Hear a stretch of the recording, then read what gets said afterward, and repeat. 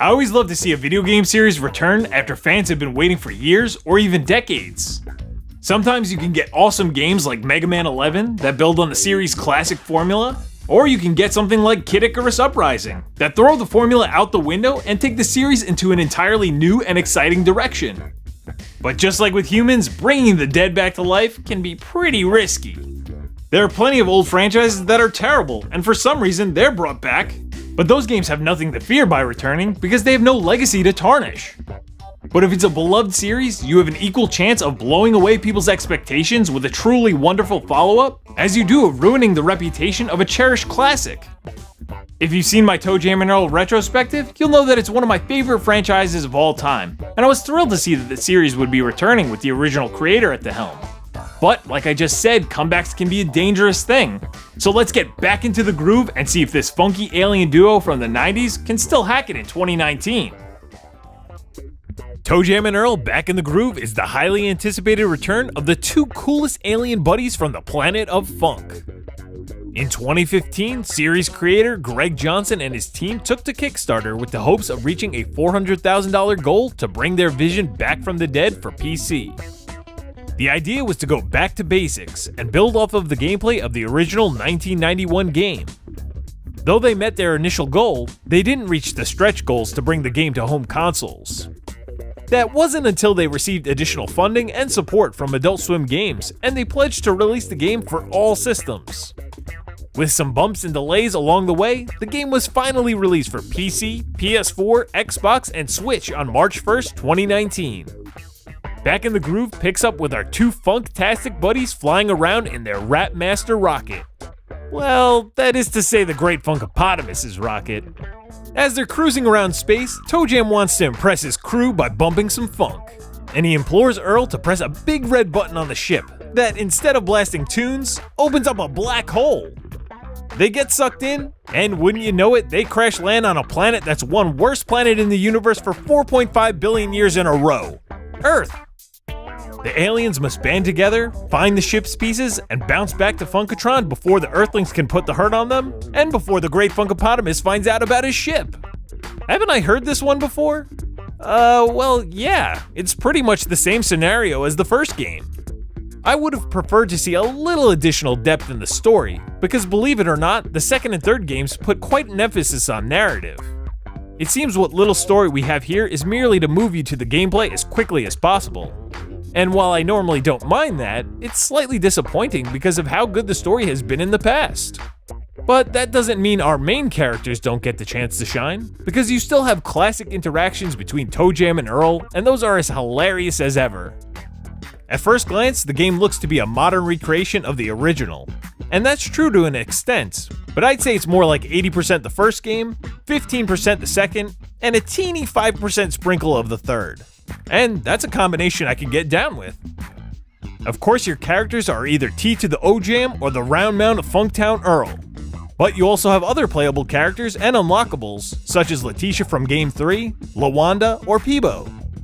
Each have different stats of speed, luck, health, and a few others. You control your character across 25 different levels, hunting down the 10 ship pieces. You'll know if there's a piece on your level if there is a little ship icon next to the level indicator. As you search, Earthlings are trying their best to rid the planet of our alien homies.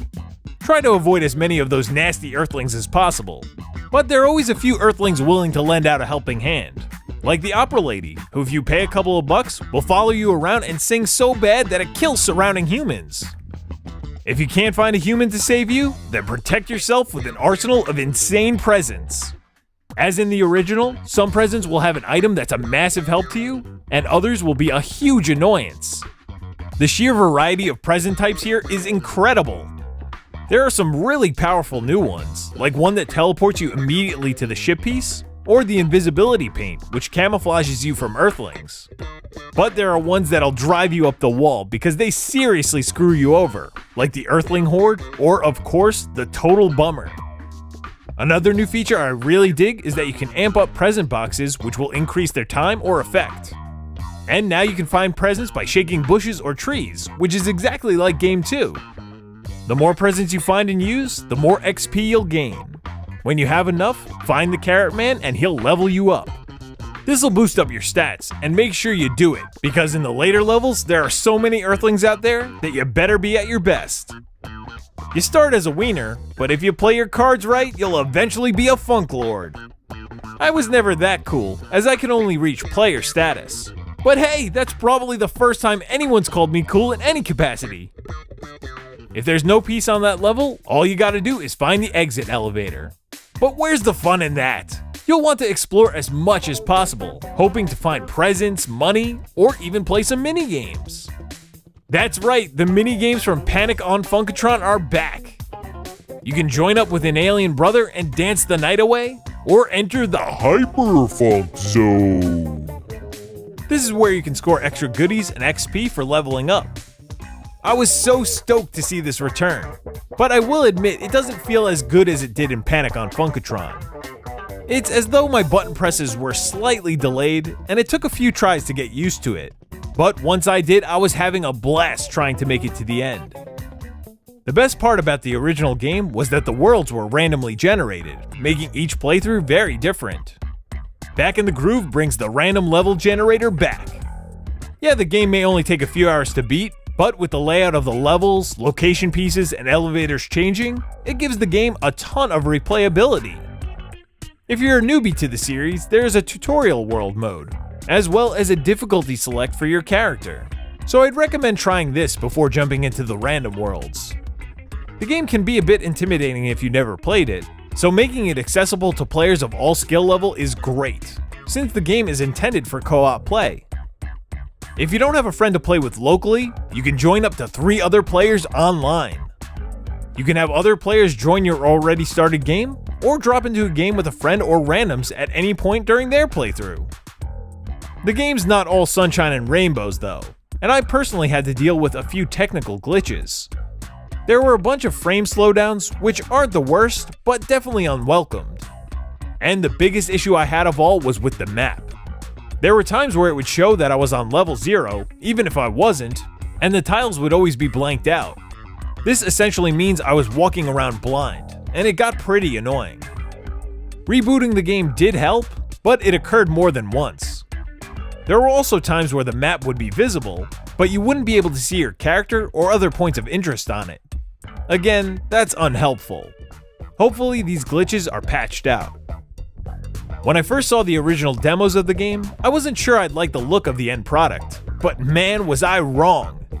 The character design is phenomenal, with everyone and everything popping off the screen with such bright colors.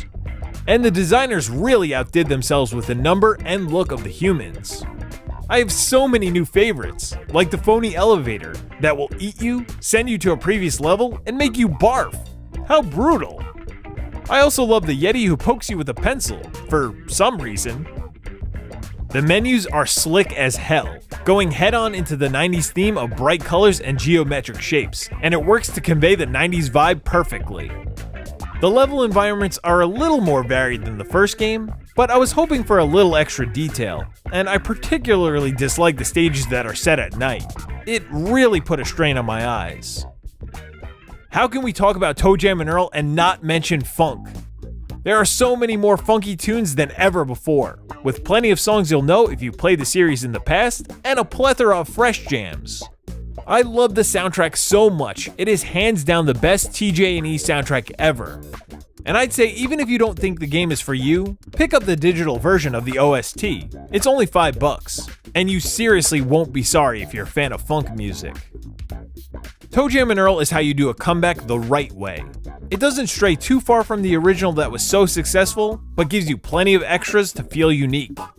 You can really feel the love put into making this game, and it aims to please its fans. With only a few hiccups, the hippest alien duo in the universe are most certainly back in the groove. ToeJam Earl Back in the Groove is exactly what I and many fans hoped it would be. It brings the series back to its roots while adding elements from the previous games and a ton of new improvements. That's not to say that it's without fault though. It does lack a little bit of polish with some frame drops and stuttering, as well as a few other technical glitches. But if you follow the dev team on Twitter, you'll know that they're hard at work trying to correct any issues that arise. It's really refreshing to see such open communication and support for the game after its launch. The game costs $20 and it's a fantastic follow-up to one of the most original games in history. If you're a fan of the series, you've no doubt already picked the game up.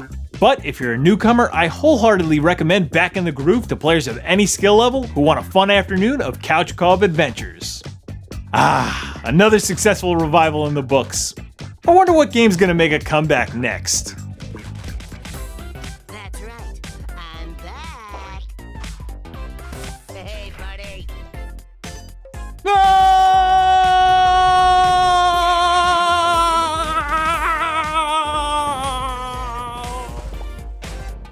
Thanks for watching, everyone. If you want some more ToeJam and Earl, make sure to check out my series retrospective by clicking the link down below. And if you like It's All Fun and Games, then make sure to subscribe. Thanks again,